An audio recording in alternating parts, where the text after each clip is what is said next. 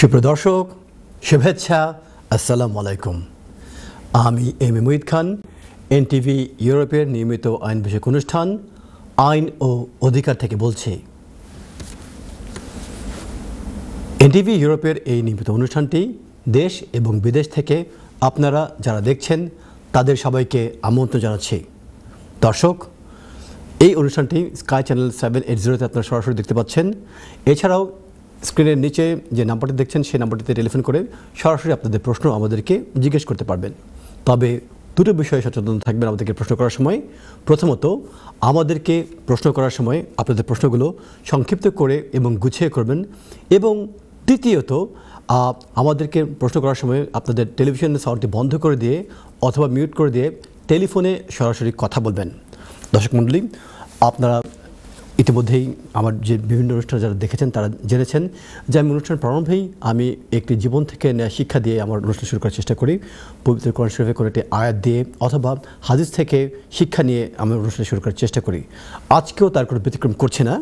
আমি আজকের অনুষ্ঠান প্রারম্ভে আমি সূরা আল বাকারার আয়াত 195 অর্থাৎ 195 দিয়ে শুরু করছি। এই আয়াতটিতে আল্লাহ পাক বলেছেন, বিসমিল্লাহির রহমানির রহিম, ইন্নাল্লাহা ইহিব্বুল মুহসিনিন। ইংরেজিতে এর অনুবাদ হচ্ছে and do good indeed Allah loves the Dooars of good. বাংলাতে এর অর্থ হচ্ছে আর সৎকর্ম করো। নিশ্চয়ই আল্লাহ সৎকর্মশীলদের সাথে আছেন, তাদেরকে আল্লাহ ভালোবাসেন। দর্শক মণ্ডলী, আমরা ছেলেবেলা থেকে বেড়ে উঠেছে সৎকর্মে সহযোগিতা এবং অসৎকর্মে অসহযোগিতা এই সংক্রান্ত বুকে ধারণ করে। আমি আমার ব্যক্তিগত জীবনে আমার পিতাকে দেখেছি যে তিনি তার সমস্ত জীবন উৎসর্গ করে দিয়েছিলেন ভালো কাজ করার জন্য, মানুষকে উপকার করার জন্য।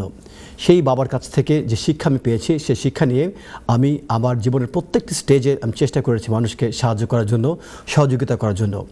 এবং আমার এই সংক্ষিপ্ত জীবনে চলার পথে অনেকেই আমার সাথে গাদ্দারি করেছেন, অনেকে আমার সাথে বেইমানি করেছেন, অনেকে ভদ্র মুখোশধারী ভদ্র চেহারা ধারণ করে আমাকে অপদস্থ করার অপচেষ্টা করেছেন। আল্লাহ পাক কিন্তু ঠিকই তাদের চেহারা আমার কাছে উন্মোচিত করে দিয়েছেন। এদের ভিতরে এক শ্রেণীর আইনজীবী রয়েছেন, আল্লাহ পাক তাদের চেহারাও আমার কাছে উন্মোচিত করে দিয়েছেন। তাদেরকে কিন্তু আমি ক্ষমা করে দিয়েছি, কিন্তু আমি কিন্তু ভুলে যাইনি। অনুরূপভাবে যারা আমার এই অনুষ্ঠানটি দেখছেন তাদের প্রতি আমি বিনীতভাবে অনুরোধ করছি, যখন দেখবেন ভদ্র মুখোশধারী কোনো গাদ্দার, কোনো বাটপার, মির্জাফর টাইপের কোনো ব্যক্তি আপনাদের জীবনে আসে বন্ধুর ছলনায় ছদ্মবেশ ধারণ করে, এবং যখন প্রমাণ পেয়ে যাবেন যে এগুলো এক একটি মির্জাফর, মানে 2021 সালে মির্জাফর, আপনারা সচেতন হবেন এবং এদের কাছ থেকে আপনাদেরকে দূরে সরিয়ে ফেলবেন, আপনাদের গণ্ডি ছোট করে ফেলবেন, ভালো কাজ করবেন। প্রতিদিন ছোট্ট ছোট ভালো কাজ করার মাধ্যমে আল্লাহর আরও কাছাকাছি চলে আসবেন, সেই প্রত্যাশা ব্যক্ত করছে। দর্শক মণ্ডলী, অনুষ্ঠান প্রারম্ভে এই জীবন থেকে নেওয়া শিক্ষাটি আপনাদের সাথে শেয়ার করার পাশাপাশি আপনারা জানেন যে আমি সবসময় অনুষ্ঠানের শুরুতে আমি কতগুলো লিগ্যাল আপডেট দিয়ে শুরু করি, এবং অন্যান্য দর্শকদের উদ্দেশ্যে আমি বিনীতভাবে অনুরোধ করছি, আপনারা যারাই আমাদের এই অনুষ্ঠানে ফোন দেওয়ার চেষ্টা করছেন, ইতিমধ্যে প্রচুর দর্শক লাইন অপেক্ষা করছেন, তাদের উদ্দেশ্যে বিনীতভাবে আবারও অনুরোধ করছি যে আপনার টেলিফোন করার সময় আপনাদের টেলিফোনের যে সাউন্ড ভলিউমটি কমিয়ে টেলিফোনে সরাসরি আমাদের সাথে কথা বলবেন। তো কথা না বাড়িয়ে সরাসরি আপডেট দেওয়ার পূর্বে ছোট্ট একটি আইটি জীবন থেকে শিক্ষা। আমি 2 সপ্তাহ পূর্বে আমি যখন হাটন ক্রসে একটি অ্যাসাইলাম অ্যাপিলের বিষয় নিয়ে আমি ট্রাইব্যুনালে উপস্থিত হয়েছিলাম, আপনারা ইতিমধ্যে জেনেছেন যে বাংলাদেশের নতুন একটি কান্ট্রি গাইডেন্স প্রকাশিত হয়েছে, যেটি 24 ডিসেম্বর 2024 এই গাইডেন্সটি প্রকাশিত হয়েছে। এবং যারাই যুক্তরাজ্যে অবস্থান করছেন বাংলাদেশি নাগরিক এবং যারা হিউম্যান রাইটস, হিউম্যানিটারিয়ান প্রোটেকশন অথবা অ্যাসাইলাম যারা ক্লেম করছেন, তাদের ক্ষেত্রে এই গাইডেন্সটি অত্যন্ত গুরুত্বপূর্ণ। সবচেয়ে যাদের জন্য এই গাইডেন্স গুরুত্বপূর্ণ তারা হচ্ছেন অ্যাসাইলাম সিকার। বাংলাদেশে যে বিভিন্ন পলিটিক্যাল পার্টির যারা অতীতে সাপোর্টার হিসেবে যুক্তরাজ্যে অবস্থান করার জন্য ক্লেম করেছেন, বাংলাদেশের রাজনৈতিক পট পরিবর্তন হয়ে যাওয়ার পরিপ্রেক্ষিতে তাদের কী অবস্থা হবে সেই নিয়েই কিন্তু নতুন এই গাইডেন্সটি প্রকাশিত হয়েছে। তো আমার মামলার যিনি অ্যাপিলেন্ট ছিলেন, যার কেসটি নিয়ে আমি কোর্টে উপস্থিত হয়েছিলাম, তিনি ছিলেন বিএনপির মতাদর্শে বিশ্বাসী একজন অ্যাসাইলাম ক্লেমেন্ট। তো এই গাইডেন্সটির যে প্রকাশিত যে প্রিন্সিপালস, সেই প্রিন্সিপালসগুলো নিয়ে আমি কথা বলছি আপনাদের সাথে। মামলাটি শুরু হওয়ার জাস্ট 5 মিনিটের মাথায় মহামান্য বিচারপতি আমাকে প্রশ্ন রেখেছিলেন যে মিস্টার খান, তুমি কি নতুন যে গাইডেন্সটি এসছে বাংলাদেশ সরকারের বিষয়ে তুমি কি সে বিষয়ে তুমি অবগত আছো? আমি মহামান্য বিচারপতিকে বলেছি যে আমি অবগত আছি। তখন মহামান্য বিচারপতি আমাকে প্রশ্ন রেখেছিলেন যে এই গাইডেন্সে বলা হয়েছে যে বিএনপি, জামাত এবং জাতীয় পার্টির মতাদর্শে যারা বিশ্বাসী, এরা যদি দেশে ফিরে যায়, যারা যুক্তরাজ্যে বসবাস করার জন্য অ্যাসাইলাম ক্লেম করেছিল, তারা যদি দেশে ফিরে যায় তাদের জীবন কিন্তু আর বাংলাদেশের হুমকির সম্মুখীন নয়। এই কথাটি এই গাইডেন্সে বলা রয়েছে। সেই ক্ষেত্রে মিস্টার খান, তোমার সাবমিশন কী হবে? এইভাবে এই ধরনের কথা বলে কিন্তু যদি শক্তিশালী আইনজীবী দক্ষ পরিচালনা যদি এই অ্যাপিলগুলো পরিচালিত না হয়, 10 থেকে 15 মিনিটের মাথায় এই অ্যাপিলগুলো ডিসমিস হয়ে যাচ্ছে। তো তখন মহামান্য বিচারপতির সেই প্রশ্নের পরিপ্রেক্ষিতে আমি যে সাবমিশন দিয়েছিলাম, আমি বলেছিলাম আমার যে ক্লায়েন্টটি, ওর কেসটিকে যে জেনারেল প্রিন্সিপালস এটির আন্ডার যদি ফেলে যদি বিবেচনা করা হয়, তাহলে it might lead to miscarriage of justice. কেন? তার কারণ আমার ক্লায়েন্টের কেসটিকে ধরতে হবে একটি এক্সেপশনাল কেস হিসেবে। কেননা সত্যিকার অর্থেই আমার ক্লায়েন্ট একজন লিডিং বিএনপির নেতা ছিলেন, লোকাল লিডার ছিলেন, এবং তার উপরে আসলেই সত্যিকার অর্থে টর্চার করা হয়েছিল। তার শরীরের বিভিন্ন অংশে জখম ছিল, তার কাছে মেডিকেল এভিডেন্স ছিল, পেপারে যে বিভিন্ন পাবলিকেশনগুলি ছিল সেগুলিও তার কাছে, তার বান্ডেলে আমি সাবমিট করেছিলাম, এবং প্রত্যেকটি এভিডেন্সকে আমি মহামান্য বিচারপতির সামনে আমি তুলে ধরেছিলাম, এবং তুলে ধরে আমি এই সাবমিশন দিয়েছিলাম যে যদিও আওয়ামী লীগ সরকার ক্ষমতায় নেই, কিন্তু আওয়ামী লীগ সরকার যখন ক্ষমতা ছিল গত 15 বছর ধরে, সেই সময়কার যারা পুলিশ অফিসার ছিলেন, বাংলাদেশের প্রায় 66-টির উপরে পুলিশ থানা রয়েছে, তারা এখনও তাদের এই নিজস্ব কর্মস্থলে তারা দায়িত্ব পালন করছেন। এছাড়াও গত 15 বছর যে ইনফ্রাস্ট্রাকচার বাংলাদেশে ডেভেলপ করেছে, সেই ইনফ্রাস্ট্রাকচারে এখনও আওয়ামী লীগ মতাদর্শী বিশ্বাসী যে বিভিন্ন কর্তা ব্যক্তি তারা এখনও হয়তো রয়ে গিয়েছেন। তার থেকে বড় কথা, আমার এই ক্লায়েন্টের বিরুদ্ধে সত্যিকার অর্থেই দুটো মিথ্যে মামলা ছিল। সেই মিথ্যে মামলাগুলোকে মহামান্য বিচারপতির সামনে উপস্থাপন করে বলেছি যে যদি এই মিথ্যে মামলাগুলোকে খারিজ হওয়ার আগ পর্যন্ত আমার এই স্পেসিফিক এই ক্লায়েন্ট যদি বাংলাদেশে ফিরে যায়, তাই লাইফ রিস্কের সম্মুখীন হবে। তার কারণ হচ্ছে এই মিথ্যে মামলাগুলো থাকার কারণ পারসিকিউশন হয়ে যাবে, তাকে অ্যারেস্ট করে নিয়ে যাওয়া হবে। এবং পাশাপাশি আওয়ামী লীগ মতাদর্শী বিশ্বাসী বাংলাদেশের যে মিলিয়ন সাপোর্টার্স যারা রয়েছে, তারা তাকে লুকিয়ে গিয়েছে, তাদের হাতেও হয়তো বা আবার এই ক্লায়েন্ট অত্যাচারিত হতে পারেন। এই ধরনের খুব শক্তিশালী সাবমিশন দেওয়ার পরিপ্রেক্ষিতে ওই মামলাটি যেটি 15 থেকে 20 মিনিটে শেষ হয়ে কথা ছিল, প্রায় 2 থেকে আড়াই ঘন্টা কন্টিনিউ করে। অতএব আমরা বিভিন্ন পত্রপত্রিকায় এবং গণমাধ্যমে আমরা দেখেছি যুক্তরাজ্যের ভিতরে আপনাদেরকে অনেকে বিভ্রান্ত করে ফেলছেন যে বাংলাদেশের এই কান্ট্রি গাইডেন্সটি আসার কারণে বিএনপি মতাদর্শী যারা বিশ্বাসী, আওয়ামী লীগ বিএনপি, জাতীয় পার্টি, জামাতে ইসলামের মতাদর্শী যারা বিশ্বাসী, তাদের অ্যাসাইলাম ক্লেমগুলি উইক হয়ে যাবে। এই তথ্যটি সঠিক নয়। যদি আপনাদের প্রয়োজনীয় তথ্য প্রমাণ থেকে থাকে, আপনারা কিন্তু সেই তথ্য প্রমাণগুলো নিয়ে এই কান্ট্রি গাইডেন্সটি পাবলিশ হওয়া সত্ত্বেও ফেয়ারনেস প্রিন্সিপাল এবং জাস্টিস প্রিন্সিপাল এগুলি আন্ডারে ফেলে আপনারা কিন্তু এই এখনও মামলাতে জয়লাভ করতে পারবেন। আর অন্যদিকে আওয়ামী লীগ মতাদর্শী যারা বিশ্বাসী এবং যারা যুক্তরাজ্যে অবস্থান করছেন, যদি যারা নেতৃত্বের সামনে ছিলেন এবং যারা আওয়ামী লীগ পার্টিকে সামনে থেকে দাঁড়িয়ে নেতৃত্ব দিয়েছিলেন, তাদের জন্য কিন্তু এই কান্ট্রি গাইডেন্সটি সহায়ক ভূমিকা পালন করবে। এবং এই কান্ট্রি গাইডেন্স বলা রয়েছে যে আওয়ামী লীগের যে সমস্ত নেতাকর্মী রয়েছেন, যারা খুব সামনে থেকে দাঁড়িয়ে আওয়ামী লীগকে লিড দিয়েছেন, অথবা যারা দেশ পরিচালনার বিভিন্ন দায়িত্বে নিয়োজিত ছিলেন আওয়ামী লীগের লিডার হিসেবে, তাদের লাইফ রিস্কের সম্মুখীন এই বিষয়টি কিন্তু কান্ট্রি গাইডেন্স রিপোর্টে প্রকাশিত হয়েছে। অতএব আওয়ামী লীগ মতাদর্শে যারা বিশ্বাসী এবং যারা সত্যিকার অর্থেই আওয়ামী লীগকে সামনে দাঁড়িয়ে লিড দিয়েছিলেন এবং বাংলাদেশের রাজনৈতিক কর্মকাণ্ডের সাথে ইনভলভ ছিলেন আওয়ামী লীগ মতাদর্শী বিশ্বাসী হয়ে, এবং তারা যদি প্রয়োজনীয় ডকুমেন্টস সাবমিট করে প্রমাণ করতে পারেন যে আসলেই দেশে ফিরে গেলে এই যে রাজনৈতিক পথ পরিবর্তন হয়ে গেছে, আওয়ামী লীগ সরকার ক্ষমতা থেকে ক্ষমতাচ্যুত হওয়ার পর তাদের যে বাড়িঘরে যে নির্যাতন অ্যাটাক করা হয়েছিল 5ই আগস্টের পর থেকে, এবং তাদের যে বিভিন্ন নেতাকর্মীকে ধরে নিয়ে যাওয়া হয়েছে এবং যাদেরকে বিচারের সম্মুখীন আনা হয়েছে, তাদের যে চেয়ারপারসন প্রাক্তন প্রাইম মিনিস্টার শেখ হাসিনা, তিনি এখন ভারতে পালিয়ে গিয়েছেন এবং অন্যান্য নেতাকর্মীরাও পালিয়ে রয়েছেন তাদের জীবন রক্ষা করার জন্য। এই বিষয়টি রাইট টু লাইফ আর্টিকেল 2, এই বিষয়টি যদি প্রমাণ করা সম্ভবপর হয়, প্রমাণ করতে পারেন, তাহলে আওয়ামী লীগের যে সমস্ত নেতাকর্মী যুক্তরাজ্যে রয়েছেন যারা অ্যাসাইলাম ক্লেম করেছেন, তারাও কিন্তু এই কান্ট্রি গাইডেন্সটিকে ব্যবহার করে এর কাছ থেকে ফায়দা আপনারা নিতে পারবেন এবং আপনাদের কেসটির সহায়তা আপনারা নিতে পারবেন। চলে যাচ্ছি সরাসরি দর্শক প্রশ্ন। হ্যালো, আসসালামু আলাইকুম। শুভ দর্শক, আমরা এই দর্শককে হারিয়ে ফেলেছি। চলে যাচ্ছি পরবর্তী দর্শক প্রশ্ন। হ্যালো, আসসালামু আলাইকুম। শুভ দর্শক, প্রচুর দর্শক আমাদের জন্য লাইনে অপেক্ষা করছেন। আমরা তাদেরকে হতাশায় ফেলতে চাই না। আমরা দর্শক প্রশ্ন নিয়ে, এই অনুষ্ঠানের প্রাণ হচ্ছে দর্শক। যত বেশি দর্শক আমাদের সাথে সংযুক্ত হবেন, যত বেশি দর্শক প্রশ্নের আমরা উত্তর দেওয়ার চেষ্টা করব, ততই আমাদের এই অনুষ্ঠানটি প্রাণবন্ত হয়ে উঠবে। হ্যালো, আসসালামু আলাইকুম। শুভ দর্শক। ওয়ালাইকুম সালাম। বোন, কে বলছেন, কোথা থেকে বলছেন? হ্যালো, আমি মেঘলা বলছি ম্যানচেস্টার থেকে। বোন, আপনার প্রশ্নটি করুন। ভালো আছেন আপনি?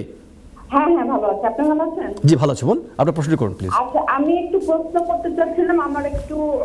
আমি প্রি ওভার অ্যাপ্লিকেশন করেছি। জি। আমাদের 24শে ফেব্রুয়ারি শেষ দিন। জি। আমাদের 5 তারিখ স্টুডিওজ করতে হবে। জি। প্রি ওভার অ্যাপ্লিকেশন করেছি। এখন আমার এমপ্লয়ার রেফারেন্স নাম্বার চাচ্ছে। জি। কিন্তু আমি রেফারেন্স নাম্বার নিয়ে একটু কনফিউজ। জি। যখন অ্যাপ্লাই করেছি, যেমন রেফারেন্স নাম্বার, যেমন একটা আছে ইউনিক অ্যাপ্লিকেশন নাম্বার, এটা আছে। পরে আমি যখন আবার অ্যাপ্লিকেশন করলাম, প্রথম যখন অ্যাপ্লিকেশন করলাম, তখন ওরা একটা রেফারেন্স নাম্বার আসছে ইউকেবি দিয়ে। জি। তারপর যখন আমি অল ডকুমেন্ট সাবমিট করলাম, তখন ওখানে নিচে আরেকটা রেফারেন্স নাম্বার আছে। কোনটা আসলে আমি রেফারেন্স নাম্বারটা আমার এমপ্লয়ারকে দিব? আচ্ছা, ধন্যবাদ। খুব চমৎকার প্রশ্ন আপনি জিজ্ঞেস করেছেন, এবং আমি দুইভাবে আপনাকে সাহায্য করছি। প্রথমত, যেহেতু আপনার লিভ পার হয়ে যাচ্ছে 24 ফেব্রুয়ারি 2025, এবং এর আগে আপনি অ্যাপ্লিকেশন সাবমিট করেছেন, এবং লিভ পার হয়ে যাওয়ার আগে, আপনার ভিসা ভ্যালিড পার হয়ে যাওয়ার আগে, সেক্ষেত্রে যতদিন পর্যন্ত এই ফি ওয়েভারের সিদ্ধান্ত না আসবে হোম অফিস থেকে, ততদিন পর্যন্ত সেকশন 3C লিভ বলে একটি আইন রয়েছে। সেই আইনের অধীনে আপনার এই লিভটি কন্টিনিউ করবে অ্যাজ এ ভ্যালিড লিভ। এই পর্যায়ে এমপ্লয়ার যদি আপনাকে টার্মিনেট করে দেওয়ার চেষ্টা করে, অথবা আপনাকে জব থেকে ছাঁট করে ফেলার চেষ্টা করে, এটা হবে আনলফুল। এবং হোম অফিসের ওয়েবসাইটেও আপনারা যদি গিয়ে চেক ব্যাক করে দেখেন, এই যে ই ভিসা যে স্ক্যান্ডেল ছড়িয়ে পড়েছে চারিদিকে, এই কারণে অনেক সময় হোম অফিসের ওয়েবসাইট থেকে মিসলিডিং তথ্য আসে।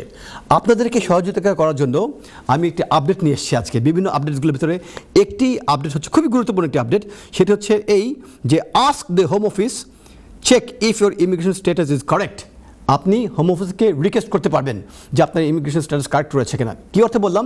এই যে আপনি অ্যাপ্লিকেশন যখন সাবমিট করেছিলেন, তখন ছিল একটি রেফারেন্স নাম্বার, পরবর্তীতে আরেকটি রেফারেন্স নাম্বার, এগুলি দিয়ে কিন্তু আপনার এমপ্লয়ার কনফিউজ হয়ে যাবে। তাদেরকে সহযোগিতা করার জন্য আপনি নিজে যে কাজটি করতে পারেন, এই আপডেটটি এসছে 21 জানুয়ারি 2025-এ, এবং এই আপডেটটি বলা হয়েছে যে আপনি সরাসরি হোম অফিসের সাথে যোগাযোগ করতে পারবেন। তাদের একটি প্রেসক্রাইবড অ্যাপ্লিকেশন ফর্ম রয়েছে। এই ফর্মটিতে আপনাদেরকে কোনো পেমেন্ট করতে হবে না।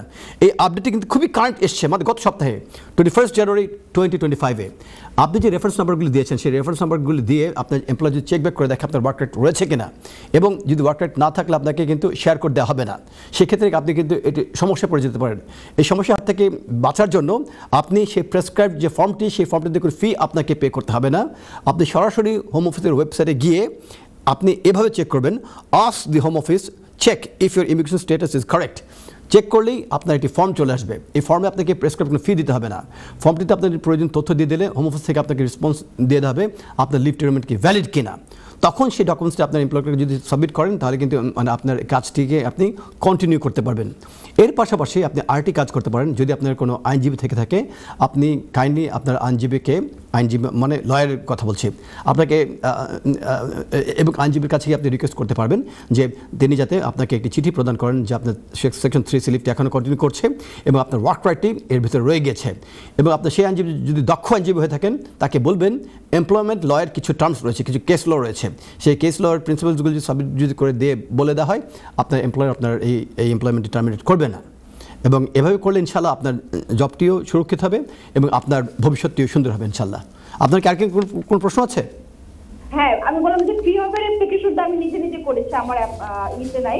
আচ্ছা, আপনি যেটা বললেন যে আমার অ্যাপ্লিকেশনটা আমার ওইটা ডাউনলোড করতে হবে, জি, তারপর আমার অ্যাপ্লিকেশন দিতে হবে, তাই তো? জি, এক্স্যাক্টলি। এবং এর পাশাপাশি আপনি সেকশন 3C লিভের যে তথ্যটা আমি আপনাকে বলেছি, এই সংক্রান্ত বিষয়ে যদি আপনার কোনো গবেষণা থেকে থাকে, সেই গবেষণার একটি অংশ ওই আইনের ধারাটি প্রিন্ট আউট করে, ফর্মটি প্রিন্ট আউট করে তথ্যগুলি দিয়ে আপনি যদি হোম অফিসকে পাঠান, এবং যখন রিপ্লাই আসার পর সেই রিপ্লাইটি সহ সেকশন 3C লিভের শর্তগুলি সহ আপনি যদি আপনার এমপ্লয়ারকে দিয়ে দেন, ইনশাল্লাহ আপনার কাজটি সুরক্ষিত হবে ইনশাল্লাহ। আচ্ছা, ওই অ্যাপ্লিকেশন অ্যাপ্লিকেশনটা আমি যদি ফিল আপ করে হোম অফিসে দেই কতদিনের মধ্যে ওটা রিপ্লাই করে ওরা? সেই ক্ষেত্রে হোম অফিসের কেস ওয়ার্কিং টিম প্রচণ্ড ব্যস্ততার ভিতর দিয়ে যাচ্ছে এদের অবস্থা। তো আমি সেক্ষেত্রে আমি যদি আপনাকে বলি যে বোন আপনি 1 সপ্তাহ 2 সপ্তাহের ভিতরে পেয়ে যাবেন, আমি আপনাকে মিসলিড করব। আপনি একটু রিজনেবল টাইম দেবেন, আপনি 6 সপ্তাহ 8 সপ্তাহের সময় দেবেন। বাট সেই ক্ষেত্রে আপনি বলে দেবেন যে আপনার বাচ্চা রয়েছে। আপনার কি ফ্যামিলি আছে? ফ্যামিলি বাচ্চা আছে আপনার? আচ্ছা, আপনার ফ্যামিলির কথা বলে দেবেন। আপনার মেডিকেল হেলথের সমস্যা থাকলে সেটা বলবো যে স্পিড আপ যাতে করে, এবং সেক্ষেত্রে আপনি সিদ্ধান্ত খুব দ্রুত পেয়ে যাবেন ইনশাল্লাহ।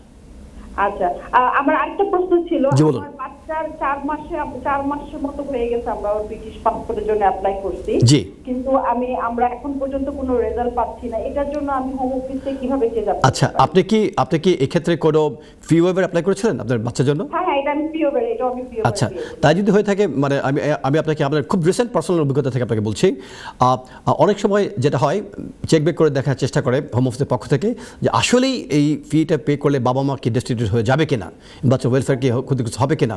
এই চেক ব্যাক করার জন্য তারা কিন্তু অনেক ইনভেস্টিগেট করে। এর পরিপ্রেক্ষিতে হোম অফিসের কাছ থেকে হয়তো আপনাকে প্রশ্ন, আপনি কি ফি ওয়েভার কি অ্যাপ্রুভ হয়েছে নাকি হয়নি এখনো? হ্যাঁ, ওটা অ্যাপ্রুভ হওয়ার পরে আমরা সার্টিফিকেটের জন্য অ্যাপ্রুভ করব। ও তাহলে ইনশাআল্লাহ যদি ঠিকমতো আপনারা যদি সাবমিট করে থাকেন হয়তো বা 4 থেকে 6 সপ্তাহের ভিতরে চলে আসবে। মেবি নেক্সট মান্থে। আমি আগে মানে সব মাসে 4টা শো রান করতাম, বাট ব্যস্ত হয়ে যাওয়ার কারণে আমি খালি মাসে একটা, প্রথম যে শনিবার দিন আমি শোটা রান করি। আমি আপনাকে আজকে বলে দিচ্ছি, আজকে হচ্ছে ফেব্রুয়ারি মাসের ফার্স্ট উইকেন্ড স্যাটারডে।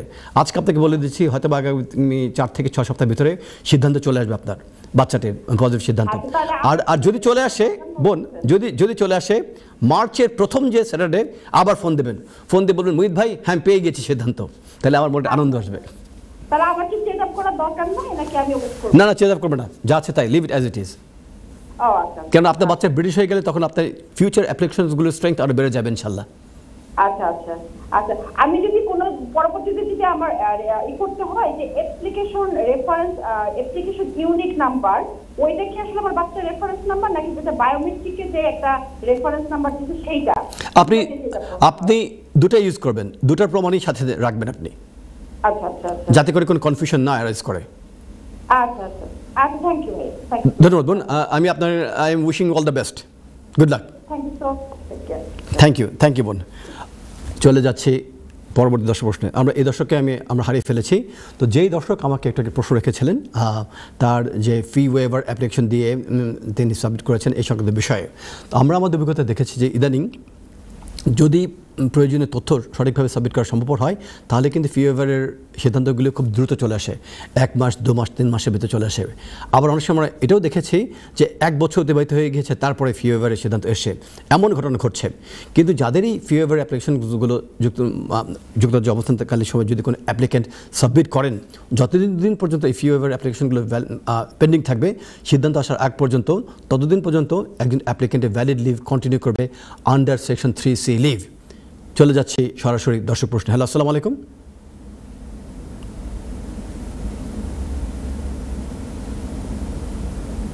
আচ্ছা, আমরা এই দর্শককে হারিয়ে ফেলছি। অন্যান্য দর্শকদের উদ্দেশ্যে বলছি আপনারা কাইন্ডলি দয়া করে টেলিভিশন সাউন্ডটি বন্ধ করে দিয়ে টেলিফোনে সরাসরি আমাদেরকে প্রশ্ন জিজ্ঞেস করবেন, যাতে করে আমাদের অনুষ্ঠানটি প্রাণবন্ত হয়ে ওঠে। এবং যেহেতু দর্শকরা আমাদের অনুষ্ঠানের প্রাণ, যত বেশি দর্শক প্রশ্ন আমরা গ্রহণ করবো তত বেশি কিন্তু আমাদের এই অনুষ্ঠানের প্রাণবন্ত চারিদিকে ছড়ে যাবে। তো যে জায়গাটিতে আমি থেমে গিয়েছিলাম ফি ওয়েভারের কথা বলতে গিয়ে, এবং অন্যান্য দর্শকদের উদ্দেশ্যে বলছি ফি ওয়েভারের যে বিষয়টি, এই ফি ওয়েভারের তথ্যগুলি যে রিকোয়ারমেন্টসগুলি, সেই রিকোয়ারমেন্টস অনুযায়ী আপনার যে তথ্য এবং প্রয়োজনীয় প্রমাণ যদি আপনার সাবমিট করতে পারেন, একজন অ্যাপ্লিকেন্টকে প্রমাণ করতে হবে এই যে যদি তারা কোনো অ্যাপ্লিকেশনের সাথে অ্যাপ্লিকেশন ফি সাবমিট করেন, এখন অ্যাপ্লিকেশন ফি বেড়ে গিয়েছে। এফএলআর এফপির একটি অ্যাপ্লিকেশন ফি আগে ছিল 1000 পাউন্ড, এর আগে ছিল 500 পাউন্ড, সেখান থেকে 1000 পাউন্ড, পাগলা ঘোরার মতো লাফিয়ে 1000 থেকে 1050 পাউন্ড হয়েছিল, সেই জায়গা থেকে আবার লাফ দিয়ে 1258 পাউন্ড হয়ে গেছে এখন। এটা হচ্ছে একটি ফি। এর পাশাপাশি একজন অ্যাপ্লিকেন্টকে মেডিকেল ফিও প্রদান করতে হবে, যেটিকে বলা হয় ইমিগ্রেশন হেলথ সারচার্জ।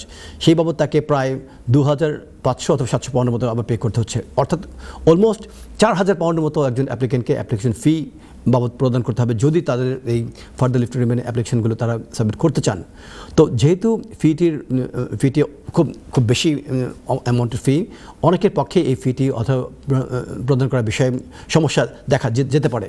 এই কারণে কিন্তু মসজিদের পক্ষ থেকে ফি ওয়েভার একটি প্রভিশনস আনা হয়েছে, এবং আপনাদেরকে প্রমাণ করতে হবে যে ফিটি প্রদান করতে গেলে একজন অ্যাপ্লিকেন্ট ডেস্টিটিউট অর্থাৎ রাস্তার ফকির হয়ে যাবে, মানে তার বেঁচে থাকার যে নিত্য প্রয়োজনীয় যে জিনিসগুলো রয়েছে, খাদ্য, বস্ত্র, বাসস্থান, শিক্ষা, চিকিৎসা, এগুলো যে খরচ, এই খরচগুলি মেটানোর পর তার হাতে এমন কোনো পয়সা নেই, অথবা এই ফিটি প্রদান করতে গেলে সেই খরচগুলির উপর ইম্প্যাক্ট ফেলবে, এবং যদি বাচ্চা থেকে থাকে বাচ্চাদের মেনটেন্যান্সের উপর এটা ইম্প্যাক্ট ফেলবে, এবং সেগুলো তাদের প্রাইভেট অ্যান্ড ফ্যামিলি লাইফকে ক্ষতিগ্রস্ত করে তুলবে। এ কারণেই এই ফি ওয়েভারের এই বিষয়টি আনা হয়েছে। একজন অ্যাপ্লিকেন্টকে ফি ওয়েভারের ওয়েভটা করার জন্য তাদেরকে 6 মাসের ব্যাংক স্টেটমেন্ট সাবমিট করতে হবে এবং প্রমাণ করতে হবে। যদি একজন অ্যাপ্লিকেন্টের ইনকামও থেকে থাকে, আমি এমনও কেস মামলা আমি উইন করে এসেছি, যে ক্ষেত্রে একজন অ্যাপ্লিকেন্টের হাজব্যান্ড বাড়ির মালিক ছিলেন এবং তার খুব স্ট্যাবলিশড ফাইন্যান্সিয়াল অবস্থান ছিল, এবং তারপরেও ওই বাচ্চাদের ওয়েলফেয়ার এবং অন্যান্য খরচগুলি আমি যখন একসাথে ক্যালকুলেট করে দেখি, ভদ্রলোক ঠিকই বাড়ির মালিক, ভদ্রলোকের ঠিকই ওনার ইনকাম রয়েছে, বাট বাকি যে খরচগুলি মেটানোর পর দেখা যায় যে ভদ্রলোকের আসলেই কোনো সেভিংস নেই এবং ভদ্রলোকের সেই ধরনের কোনো অ্যাবিলিটি নেই এই ফিটি পে করার জন্য। তো বাচ্চা এবং সেই মায়ের কিন্তু অ্যাপ্লিকেশন আমি সাকসেসফুল হয়েছিলাম ফি ওয়েভার অ্যাপ্লিকেশনটি করে। অতএব বাড়ির মালিক হলেই যে আপনাদের ফি ওয়েভার হবে না তা কিন্তু নয়। প্রয়োজনীয় তথ্য এবং প্রয়োজনীয় ইনফরমেশন সাবমিট করে, ডকুমেন্ট সাবমিট করলে আপনারাও কিন্তু বাড়ির মালিক হওয়া সত্ত্বেও ফি ওয়েভারের এই যে স্কোপটি, যে ফ্যাসিলিটি, সেটি আপনারা গ্রহণ করতে পারবেন। আর এই সম্মানিত দর্শক আরেকটি প্রশ্ন জিজ্ঞেস করেছিলেন যে তার বাচ্চা যার ব্রিটিশ সিটিজেন অ্যাপ্লিকেশন করেছেন, তার এই অ্যাপ্লিকেশনটা এখন প্রায় 4 মাস ধরে পেন্ডিং রয়েছে, কী হতে পারে? সেক্ষেত্রে অন্যান্য অ্যাপ্লিকেন্টের উদ্দেশ্যে বলছি, যারা শুনছেন দর্শকদের উদ্দেশ্যে বলছি, যদি কোনো অ্যাপ্লিকেশন পেন্ডিং থাকে, unless it is absolutely necessary, তাদেরকে পুশ করার কোনো প্রয়োজন নেই, এবং আপনার যথাসময়ে আপনাদের অ্যাপ্লিকেশনের উত্তর আপনারা পেয়ে যাবেন। তো কথাটি বলতে বলতে আমি একটু পানি খেয়ে নিচ্ছি, আমার গলা শুকিয়ে গিয়েছে। ধন্যবাদ। তো কথাটা বলতে গিয়ে আমি আরেকটি লিগ্যাল আপডেট আমি বলে দিয়েছিলাম। সেই লিগ্যাল আপডেট হচ্ছে এই, যে আপনারা জানেন যে 1 জানুয়ারি 2025 থেকে 1 ফেব্রুয়ারি 2025 এই গত 30 দিনে প্রায় 99 অর্থাৎ 99 থেকে প্রায় 102টির মতো বিভিন্ন লিগ্যাল আপডেট এসে হোম অফিসের ওয়েব পেজে, এবং সেখান থেকে বাছাই করে আমি আজকে প্রায় 12টি অতি গুরুত্বপূর্ণ আপডেট নিয়ে এসে উপস্থিত হয়েছে আপনাদের মাঝে উপহার হিসেবে দেওয়ার জন্য। সেই আপডেটগুলির ভিতরে একটি আপডেট ছিল যে ask the home office check if your immigration status is correct. মানে আপনারা যারাই আপনাদের অ্যাপ্লিকেশনগুলো হোম অফিসে সাবমিট করেছেন, পেন্ডিং অবস্থা রয়েছে, আপনারা জানেন না কী হচ্ছে, অনেকে এমপ্লয়ার আপনাদেরকে বলছে যদি এই আপডেটস না দেওয়া হয় আপনাদের হয়তো বা যে কাজটি হুমকির সম্মুখীন হতে পারে। এই হুমকির হাত থেকে রক্ষা পাওয়ার জন্য আপনার হোম অফিসের সাথে যোগাযোগ করতে পারবেন। একটি প্রেসক্রাইব ফর্ম রয়েছে, সেই ফর্মটিতে আপনাদের প্রয়োজন তথ্য প্রমাণ দিয়ে আপনারা রিকোয়েস্ট করতে পারবেন যে আপনাদের বর্তমান স্ট্যাটাসটি কী সেটি কনফার্ম করার জন্য। যখন আপনারা এই অ্যাপ্লিকেশন ফর্মটি সাবমিট করবেন, সেই ফর্মটির সাথে আপনাদেরকে কোনো প্রেসক্রাইব ফি প্রদান করতে হবে না। এই ফর্মটি ফ্রি ফর্ম। এই ফর্মটি সাবমিট করলে তখন হোম অফিস আপনাদের প্রয়োজনীয় তথ্য এবং যে সমস্ত ডকুমেন্ট সাবমিট করেছেন সেগুলি যাচাই বাছাই করে হোম অফিসের দায়িত্ব হবে আপনাদেরকে জানিয়ে দেওয়া। তো এভাবে যদি করেন তাহলে ইনশাআল্লাহ আপনারা আপনাদের জীবনকে রক্ষা করতে পারবেন, আপনাদের কাজকে রক্ষা করতে পারবেন। বলতে বলতে ছোট্ট একটি বিজ্ঞাপন বিরতির দ্বার চলে আসছে। আপনারা কোথাও যাবেন না, বিজ্ঞাপন বিরতির পর আমরা আবার ফিরে আসছি। ততক্ষণ পর্যন্ত আপনারা আমাদের সাথে থাকবেন। এবং যাওয়ার আগে আপনাদের সবার উদ্দেশ্যে বিনীতভাবে অনুরোধ করছি, আপনারা কখনোই ভয় পাবেন না আপনাদের অ্যাপ্লিকেশনগুলো কী হবে যদি লং টার্ম পেন্ডিং থাকে। আপনার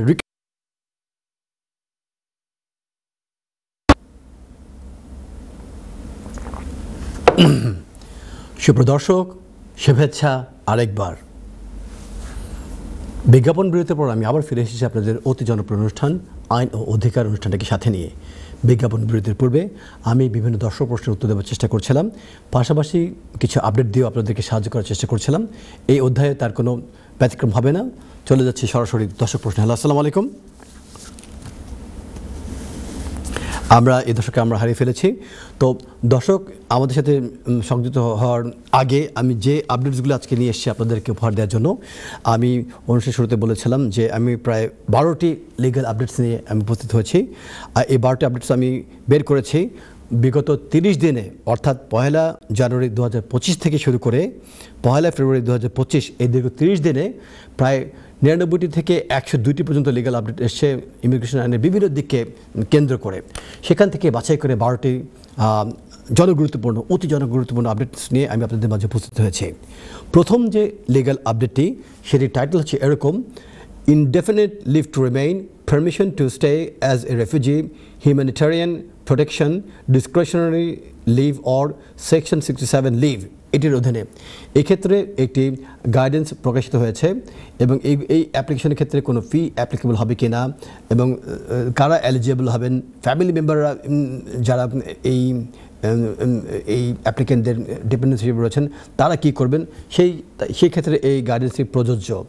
এবং এই ইনডেফিনিট লিভ টু রিমেইন এই গাইডেন্সে এটি কনফার্ম করে বলা হয়েছে যে যখন একজন অ্যাপ্লিকেন্ট এই ইনডেফিনিট লিভ টু রিমেইন পেয়ে যাবেন, এই ক্যাটাগরি যারা অ্যাপ্লিকেন্ট তারা যুক্তরাজ্যে কাজ করতে পারবেন, তারা যুক্তরাজ্যে ফর লাইফ তারা যুক্তরাজ্যে অবস্থান করতে পারবেন, তারা যুক্তরাজ্যে কাজ করতে পারবেন এবং তারা যুক্তরাজ্যে তারা পড়াশোনা করতে পারবেন যতক্ষণ পর্যন্ত তারা যুক্তরাজ্যে অবস্থান করতে চান, ততক্ষণ পর্যন্ত তারা যুক্তরাজ্যে অবস্থান করতে পারবেন।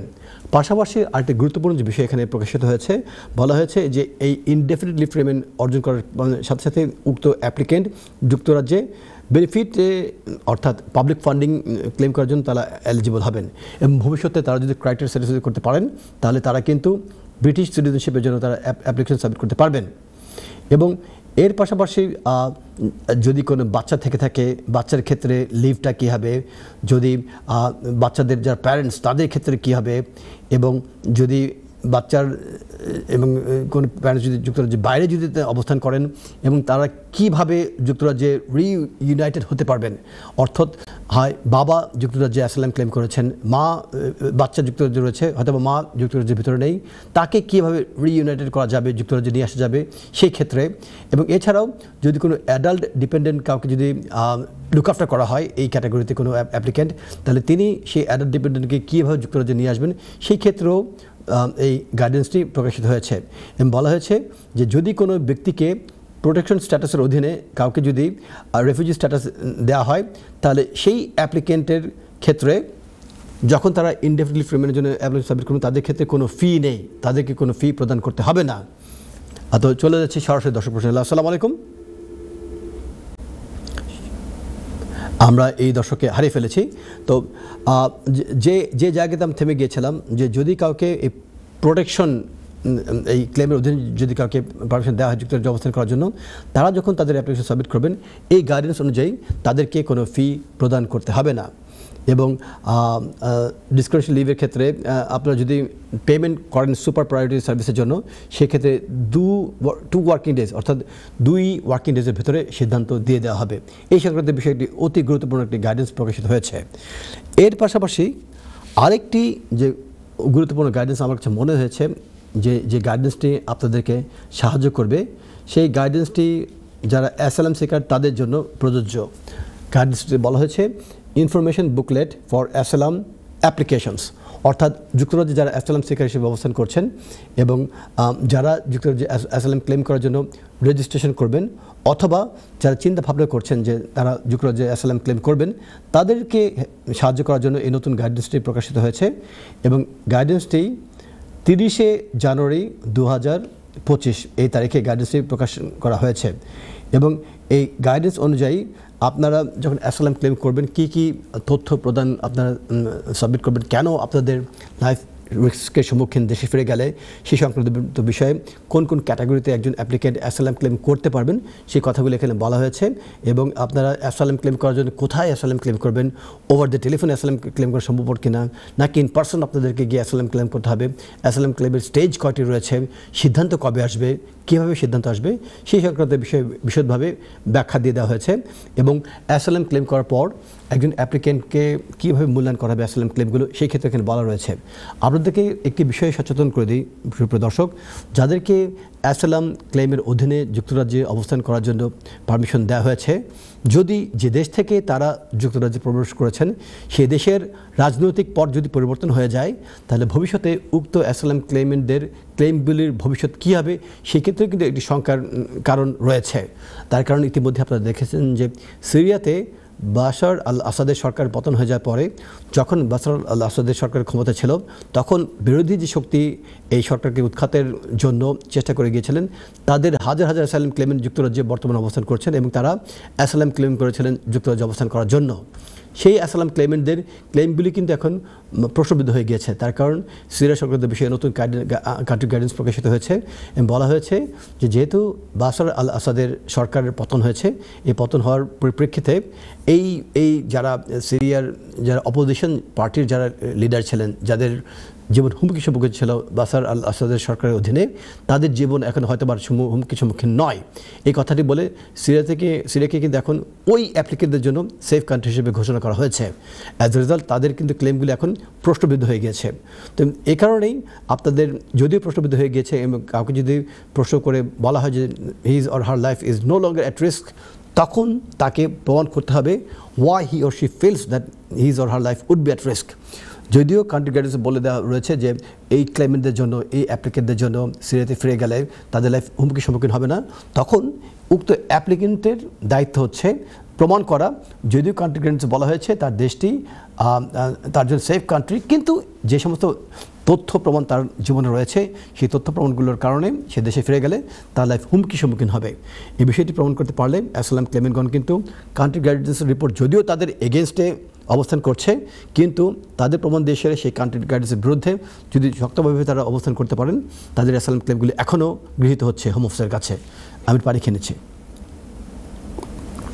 চলে যাচ্ছি সরাসরি দর্শক প্রশ্নে। হ্যালো, আসসালামু আলাইকুম।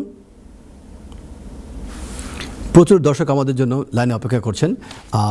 আমরা দর্শকদেরকে বিনীতভাবে অনুরোধ করছি আপনারা দয়া করে কাইন্ডলি আপনাদের টেলিভিশন সাউন্ডটি বন্ধ করে দিয়ে টেলিফোনে সরাসরি আমাদেরকে আপনার প্রশ্ন জিজ্ঞেস করবেন।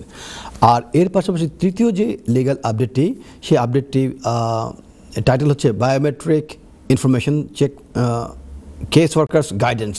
এই আপডেটটিও প্রকাশিত হয়েছে 30শে জানুয়ারি 2025।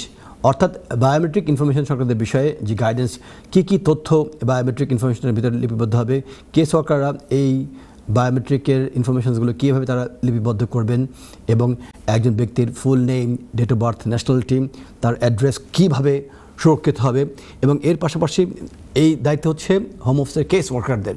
অন্যদিকে যিনি অ্যাপ্লিকেন্ট, তার দায়িত্ব হচ্ছে যদি if there are any changes in his circumstances, যদি তার কোনো চলার পথে তার যদি অ্যাড্রেস চেঞ্জ হয়, পরিবর্তন হয়, অথবা তিনি যদি বিয়ে করেন, অথবা তার যদি কোনো বাচ্চা হয়, অথবা তার মেডিকেলের কোনো রিজন যদি তার জীবনে চলে আসে, প্রত্যেকটি বিষয় এক একটি নতুন চেঞ্জেস অফ সার্কামস্টান্সেস, এবং এগুলোকে অবশ্যই হোম অফিসকে আপডেট করতে হবে।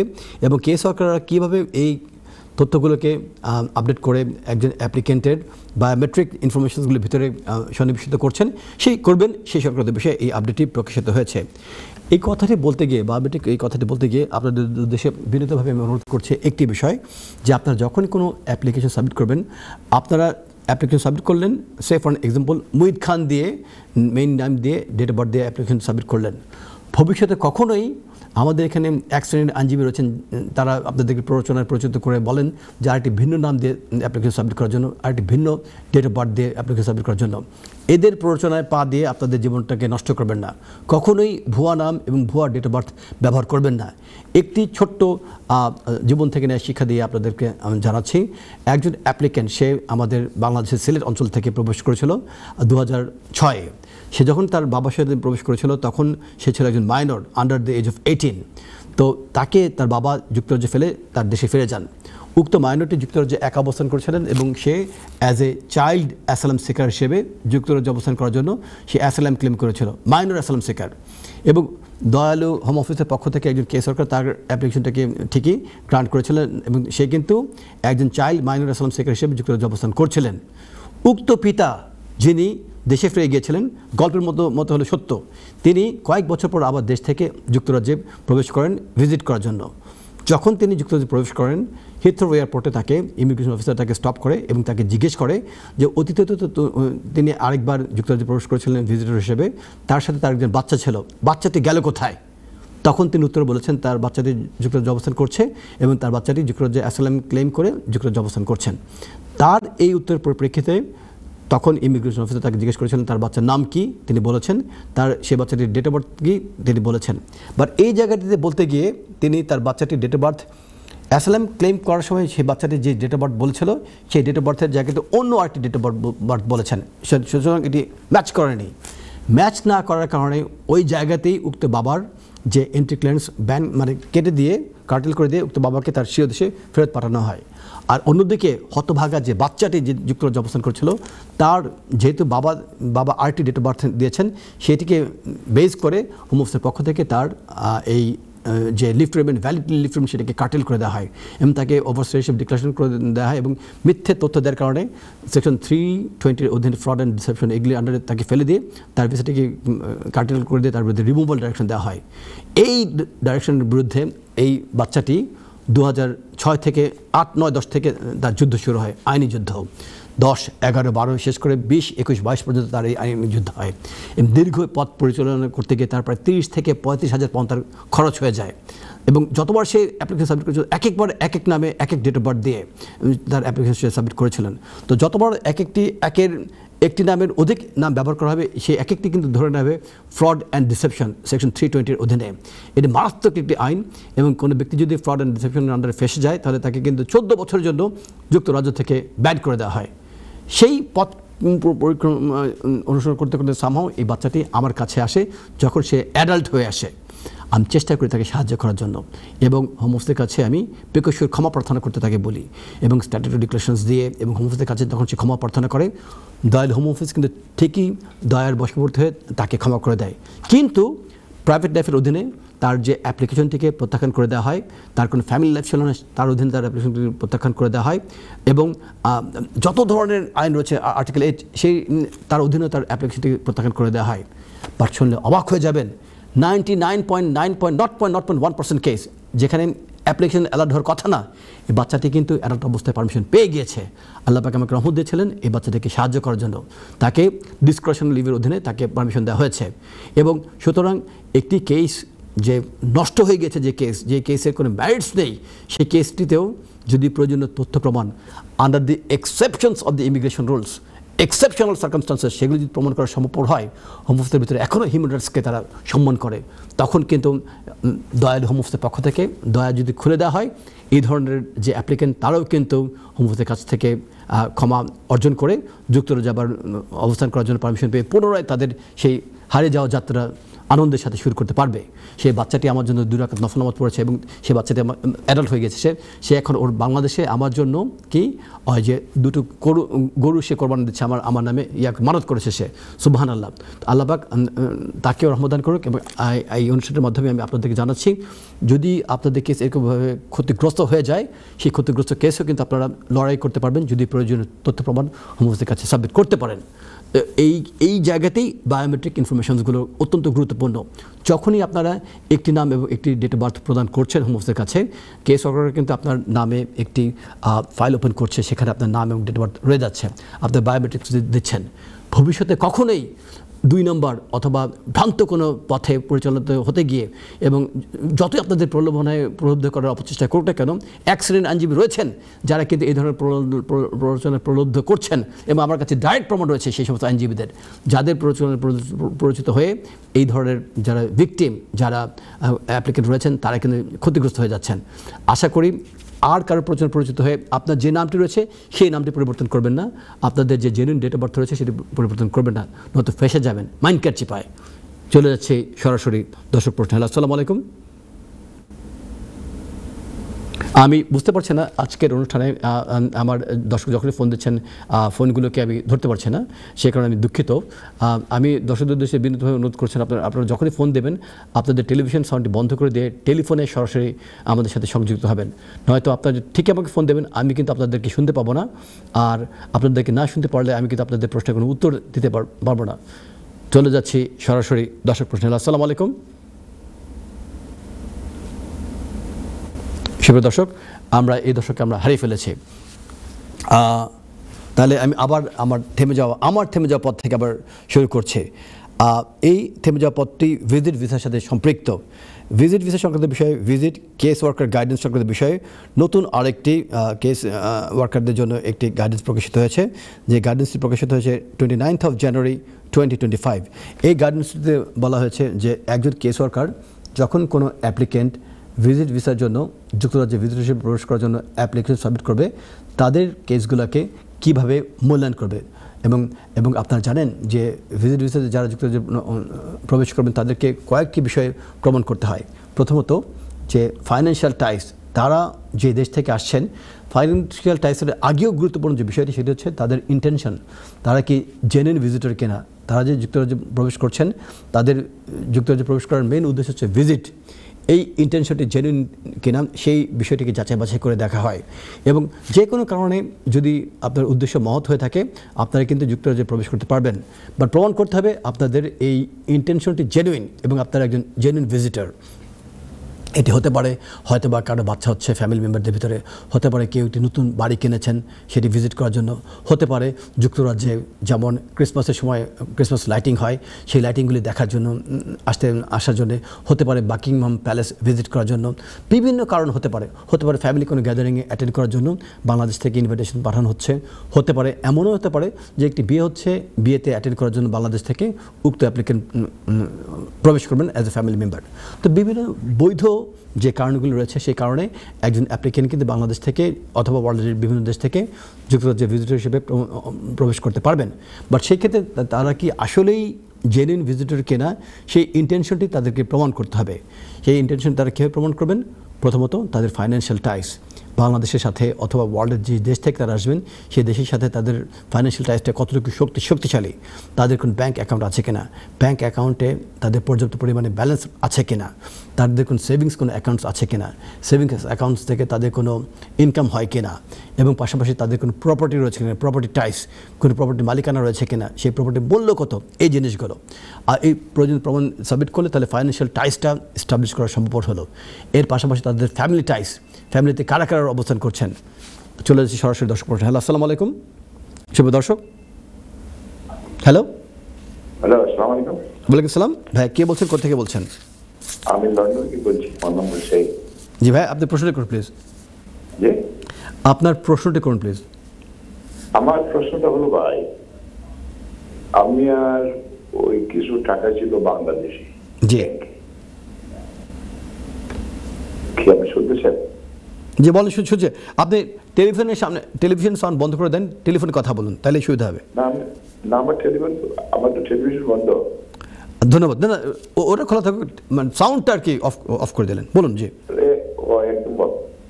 জি বলুন। আমার কিছু টাকা ছিল বাংলাদেশ ব্যাংকে। জি। কিন্তু এখন আমার এই অবস্থা, আমি তো সিগনেচার করতে পারি না। জি। টাকাই উঠে গিয়ে পাচ্ছি না, এখন আমার কি করা উচিত? আপনি কেন সিগনেচার করতে পারছেন না? আমার হাতের মধ্যে প্রবলেম হয়ে গেছে, দুই হাত। হাতে প্রবলেম? জি, দুই হাত চলে না। আল্লাহ আপনাকে রহমত দান করে। এটা কি কোনো ধরনের ইলনেস আপনার? জি জি, ইলনেস। আচ্ছা। আর বাংলাদেশ ব্যাংকে নো প্রবলেম। এখানে ফ্রড অ্যান্ড ডিসেপশন কয়েকটা বিষয় আপনাকে ব্যাখ্যা দিচ্ছি। এখন আপনি হাত চলেন, আপনি কি একেবারেই অকজ? আপনি কি হাতে কিছু করতে পারেন আপনি? না, আমার দুই হাত চলে, মোটেই চলে না। মানে এমনি হিজি বিজি এই ধরনের আটটাক দিতে পারেন না আপনি? আমি সিগনেচার করতে পারি, কিন্তু রাইট সিগনেচার হয় না, বাট একটু হয়তো একটু হয়। No problem. আপনার একটু হলেও মানে যদি যিনি জেনুইন অ্যাপ্লিকেন্ট, কেন আপনাকে জিজ্ঞেস করছে আপনাকে এই কথা, যিনি জেনুইন আল্লাহ পাক আপনাকে সুস্থ করে তুলুক, আপনি একটা কাজ করবেন, আপনার যে জিপি যিনি রয়েছেন ইংল্যান্ডে তার কাছ থেকে চিঠি নেবেন, চিঠিতে কনফার্ম করবেন যে আপনার হাতের ডিসেবিলিটি হওয়ার কারণে আপনার স্ট্রেংথ নাই যে কলম ধরে সঠিক সিগনেচার করার জন্য। বাট জিপি যদি কনফার্ম করে যে আপনি আসলেই, মানে ধরেন মুহিত খান, আপনি আসলে মুহিত খান, আমি একটা এক্সাম্পল দিয়ে কথা বললাম, বাট না, এটা হলো আমি যে হসপিটালে আন্ডারে আছি, জি, সেইখান থেকে আমি আপনার চিঠি আনতে পারবো। এক্সেলেন্ট। আমি বলে দিচ্ছি আপনাকে যেভাবে হলে আপনার জন্য সুবিধা হবে। প্রথমত হসপিটাল থেকে চিঠি নেবেন। আপনার নাম কি? আনোয়ার হোসেন। আনোয়ার হোসেন ভাই, আপনি মানে জিপি কনফার্ম করবেন মিস্টার আনোয়ার হোসেন, এবং আপনার যে ডিসেবিলিটি ইলনেস এটা কি ব্যাখ্যা দেবেন। ব্যাখ্যা দিয়ে দুটো চিঠি নেবেন, যেহেতু আপনি হসপিটালের সাথে আপনি আছেন। হসপিটাল কনসালটেন্ট তারাও কিন্তু চিঠি দেয়, তাদের কাছ থেকে কনসালটেন্ট যদি বলে যে you are under his or her supervision treatment, এবং সে যদি বলে দেয় যে এই মেডিসিনগুলো দেওয়া হচ্ছে, তার হাতে ডিসেবিলিটি থাকার কারণে সে ঠিকমতো লিখতে পারে না, বাট সেই হচ্ছে আনোয়ার হোসেন, নাম্বার 1। এর পাশাপাশি আপনি আপনার জিপির কাছ থেকেও এটি চিঠি নেবেন। জিপির সাথে নিশ্চয়ই আপনি প্রায় 10-15 বছর ধরে আপনি আছেন জিপির সাথে থাকার কথা, অথবা যত বছর হোক না কেন, জিপিও কনফার্ম করবে যে এটি আপনার নাম, এটি আপনার date of birth, you are the right person, কিন্তু হাতে ডিসেবিলিটি থাকার কারণে আপনি ঠিকমতো সাইন করতে পারছেন না, বাট আপনি একটু একটু সাইন করতে পারেন।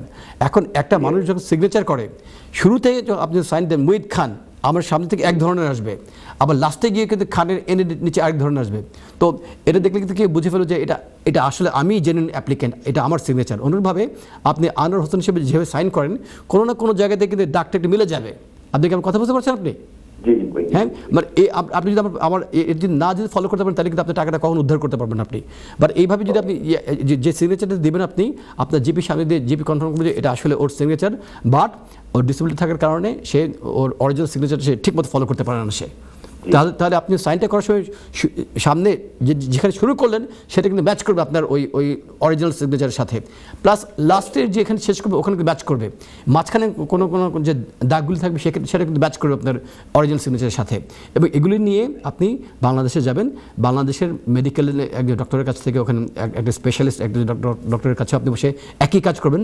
আর যেহেতু আপনি সত্যিকার অর্থে আনোয়ার হোসেন ইংল্যান্ডে বসে যে সিগনেচার করছেন, আপনি এই মানে যে হাতে অবশ হাত নিয়ে, সে একই সিগনেচার কিন্তু বাংলাদেশের যে ডাক্তার তার সাথে সামনে গেলেও একই কিন্তু সিগনেচার আসবে, বাট ওই সিগনেচার ম্যাচ করলে আপনার দেখা যাবে যে আপনার অরিজিনাল সিগনেচারের সাথে কোথাও না কোথাও ম্যাচ করে।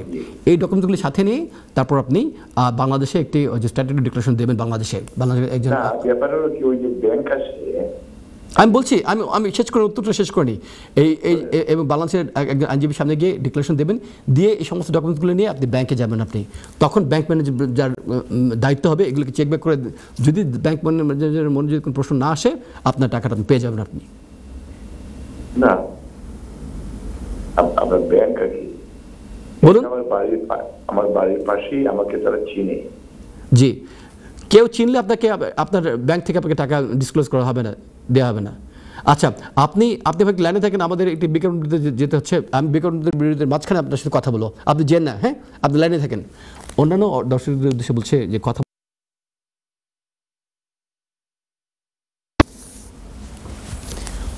সুপ্রিয় দর্শক, শুভেচ্ছা আরেকবার।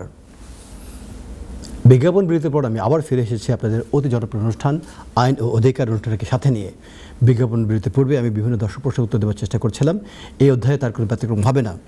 দর্শক মণ্ডলী, বিজ্ঞাপন বিরতির পূর্বে একজন সম্মানিত দর্শক আমাদেরকে প্রশ্ন করেছিলেন যে তিনি এখন সিগনেচার করতে পারছেন না তার হাতে ব্যথা থাকার কারণে।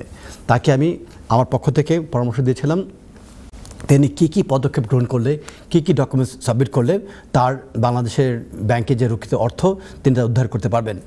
এটি বলতে গিয়ে আমি আপনাদেরকে আরেকটি গুরুত্বপূর্ণ তথ্য দিচ্ছি যে যদি কেউ এই সিগনেচার যদি মানে জালিয়াতি করার চেষ্টা করা হয়, এটাকে বলে সিগনেচার ফোর্জারি।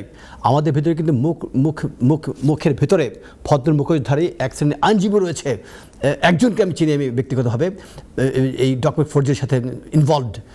অন্যের সিগনেচার যদি কেউ নকল করে সেই এটি আমি ব্যাখ্যাটা এভাবে দিচ্ছি, যদি এক্সের সাথে ওয়াইফের কোনো এগ্রিমেন্ট সাইন করা হয় এবং সেই সিগনেচারে আপনি শুরুতে ঠিক যেভাবে সাইন করবেন শেষে কিন্তু একই সিগনেচার থাকবে।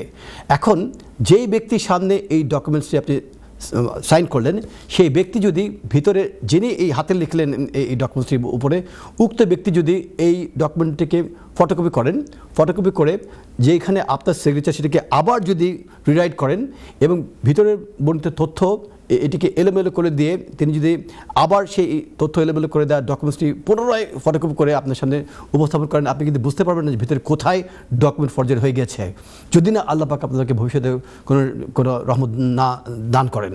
তো যারাই এই ধরনের ডকুমেন্ট সিগনেচার ফর্জারিতে ভিকটিম রয়েছেন তারা আমার সাথে যোগাযোগ করবেন, আমরা আপনাকে সাহায্য করার চেষ্টা করব। এটা কীভাবে হয়? ধরেন আপনি একভাবে সাইন করেছেন, কেউ যদি এই সিগনেচারটিকে ফ্রডুলেন্ট জালিয়াতি করে ফটোকপি করে এটির উপর আরেকবার যদি সাইন করে তাহলে ডাবল ফোর্জারি হয়ে গেল।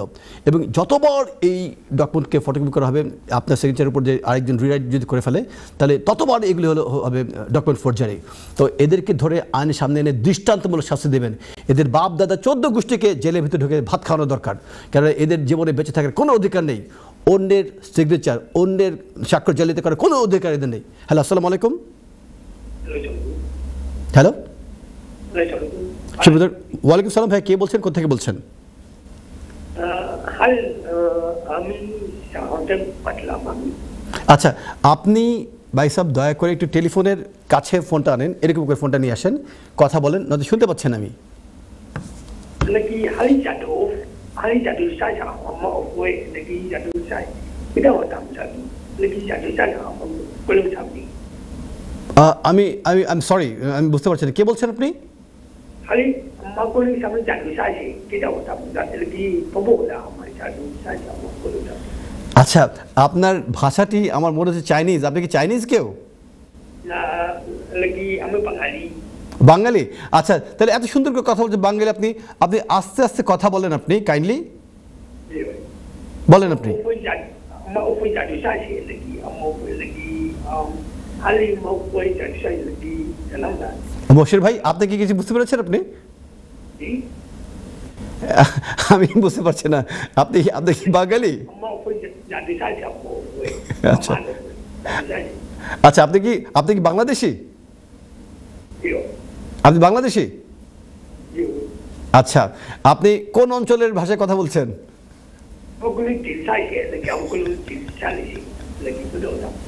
আচ্ছা, আপনার ভাষা শুনে মনে হচ্ছে আমার কোনো চাইনিজ ন্যাশনাল ক্লায়েন্ট ফোন দিচ্ছে।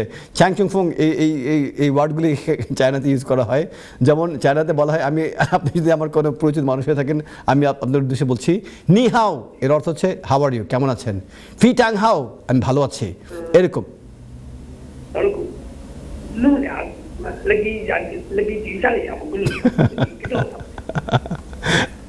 আচ্ছা, আপনার ধন্যবাদ আমাদেরকে টেলিফোন করার জন্য। আপনার এই টেলিফোন কল আমার দর্শক অবশ্যই মানে আনন্দ পেয়েছে। তো আপনি যদি দয়া করে বাংলাদেশের কোনো ভাষায় কথা বলেন, হয়তোবা আপনি ঠিকই বাংলাদেশি নাগরিক, বাট হয়তো চাইনিজ ভাষাটা আপনি খুব বেশি পছন্দ করেন। চলে যাচ্ছি পরের দর্শক। আসসালামু আলাইকুম। হ্যালো হ্যালো, আসসালামু আলাইকুম। হ্যালো হ্যালো, আসসালামু আলাইকুম।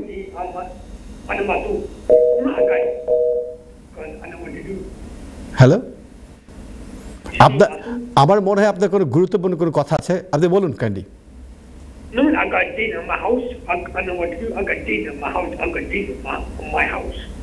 Oh, you're speaking from house? Yeah, I'm going to dinner in my house. What I have to do? Say again, what to do? No, when I got dinner in my house, I got dinner on my house. I got dinner in my house. আপনার কি house নিয়ে কোনো সমস্যা, housing সমস্যা? Boy, জিজ্ঞাসি আপগুলো। এই যে কইলেন না, ওই আমি এটাই তো বুঝতে পারছি, আমি হাউজিং এটাই বুঝতে পারছি, বাকি কথাগুলো কেন বুঝতে পারবো না? আপনি বলেন। জি, আপনার হাউজিং বুঝতে পারছি, জি আমি এটা বুঝতে পারছি। আমি কি বলেন? আপনি বাঙালি, আমি তাও বুঝতে পারছি, বাট আপনার কথাগুলি কেন বুঝতে পারবো না? আমি এত শত শত হাজার হাজার ক্লায়েন্ট ডিল করি আমি।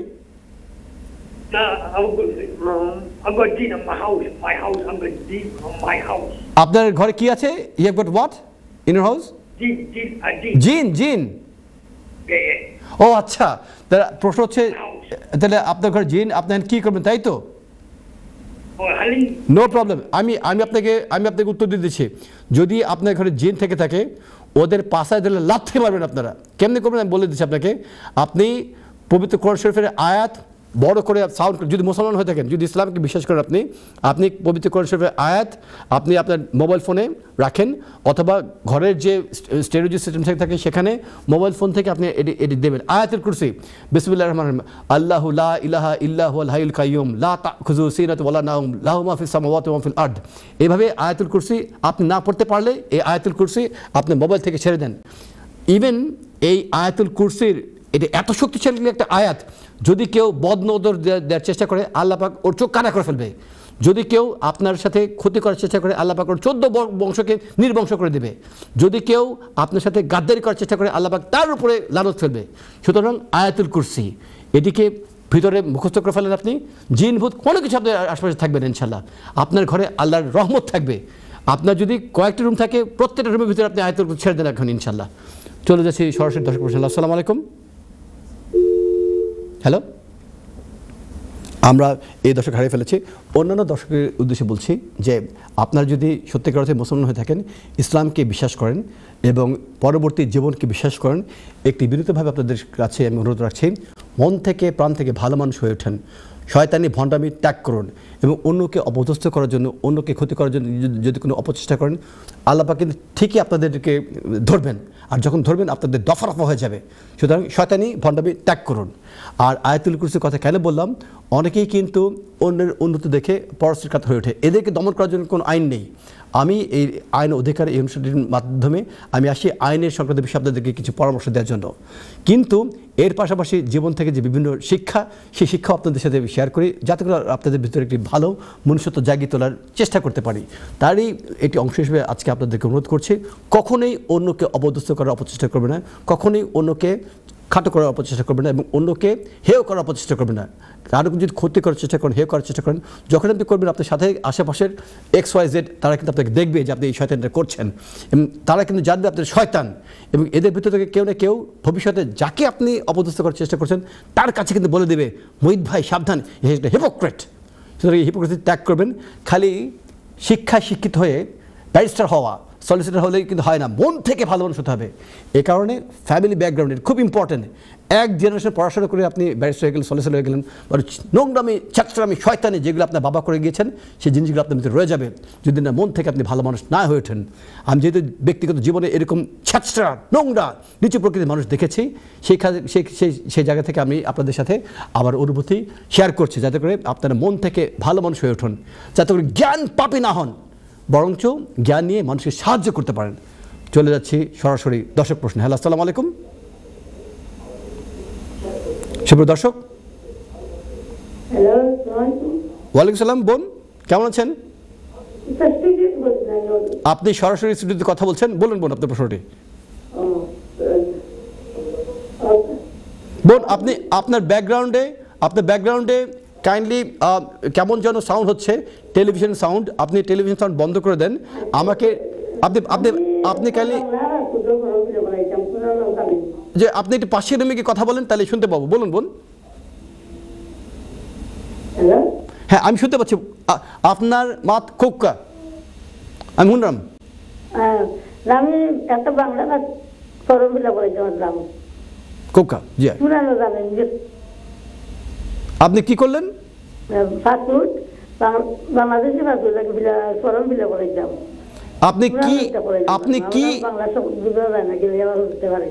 আচ্ছা, আপনি কি ফর্ম ফিল আপ করতে যাচ্ছেন? কি ফর্ম? ফর্মটা কি? বাংলাদেশি পাসপোর্ট। ও আচ্ছা, বাংলাদেশি পাসপোর্ট। ডোন্ট ওয়ারি বোন, আপনার বাংলাদেশি পাসপোর্ট ফর্মের জন্য অনলাইন থেকে ডাউনলোড করতে পারেন। আমি বলে দিচ্ছি আপনি কী করবেন। নাম্বার 1, বাংলাদেশি পাসপোর্টের জন্য বাংলাদেশের যে হাই কমিশনের অনলাইনে গিয়ে এই ফর্মটা আপনি ডাউনলোড করতে পারবেন। দ্বিতীয়ত, তা যদি আপনি না পারেন, বাংলাদেশ হাই কমিশনে গিয়েও আপনি ফর্মটা নিয়ে আসতে পারবেন। তৃতীয়ত, তাও যদি না পারেন, আপনি অনুষ্ঠানের পরে আমাদের স্টুডিওতে ফোন দেবেন, আমি আপনাকে ফ্রি এই ফর্মটা ডাউনলোড করে আপনাকে দিয়ে দেবো ইনশাল্লাহ। ঠিক আছে বোন? আর কোনো প্রশ্ন আছে? ধন্যবাদ। ওয়ালাইকুম সালাম বোন, ধন্যবাদ। তো অন্যান্য দর্শকদের উদ্দেশ্যে বলছি যে বাংলাদেশের হাইকমিশনের যে ওয়েব পেজটি ডেভেলপ করা হয়েছে, এটি একটি সুন্দর একটি ওয়েব পেজ। সেখানে গিয়ে যদি আপনারা বাংলাদেশ হাইকমিশনের বাংলাদেশ পাসপোর্টের কোনো ফর্ম যদি আপনারা না পান, সেক্ষেত্রে হাইকমিশনের ওয়েব পেজে গিয়ে এই ফর্মটি একটি কপি আপনারা প্রিন্ট আউট করে ফেলতে পারবেন, অথবা আপনারা বাংলাদেশ হাইকমিশনে সরাসরি গিয়েও ফর্মটি নিয়ে আসতে পারবেন। তাও যদি না পারেন, আমার সাথে যোগাযোগ করবেন, আমি সরাসরি আপনাকে ফ্রি সেই ফর্মটি দিয়ে দেবো ইনশাল্লাহ। এটি ওয়াদা আপনাদের জন্য। চলে যাচ্ছি পরবর্তী দর্শক প্রশ্ন। আসসালামু আলাইকুম। আমরা এই দর্শক আমরা হারিয়ে ফেলেছি। তো যে জায়গাতে আমি থেমে গিয়েছিলাম, আমার গলাটা বসে যাচ্ছে, পানি খাচ্ছি একটু। অনুষ্ঠানে তো এই পর্যায়ে কথা বলছি, অনুষ্ঠানের শেষে একটি চমক রয়েছে যে আমি সবসময় কথা বলি যে পিতার যে পদচিহ্ন, সেই পদচিহ্ন কিন্তু সন্তান অনুসরণ করে। আমার জীবনে আমার পিতা যে পদচিহ্নগুলি রেখে গিয়েছেন, সে কারণে আমার সাথে যারাই প্রতারণা করেছে, যারাই গাদ্দারি করেছে, রাতের বেলা ঘুমাতে গেলে কিন্তু ওরা জানে, ওরা বোঝে, আহারে মুহিত খানটার সাথে আমি প্রতারণা করলাম, গাদ্দারি করলাম। এটাই কিন্তু ওর পানিশমেন্ট। আর আমার সাইড থেকে পানিশমেন্টটা কি? রাতের বেলায় আমি যদি ঘুমাতে যাই, আমার চোখ দিয়ে বাম দিকে ডান দিকে চোখ দিয়ে যদি এক ফোঁটা পানি বের হয়ে আসে এই প্রতারণায় গাদ্দারি শিকার হওয়ার কারণে, ওটাই কিন্তু ওদের জন্য এনাফ। ওদের ব্যক্তি জীবন, পারিবারিক জীবন, সামাজিক জীবন এবং ওদের যে প্র্যাকটিস একদম মাটির সাথে ধ্বংস হয়ে যাবে।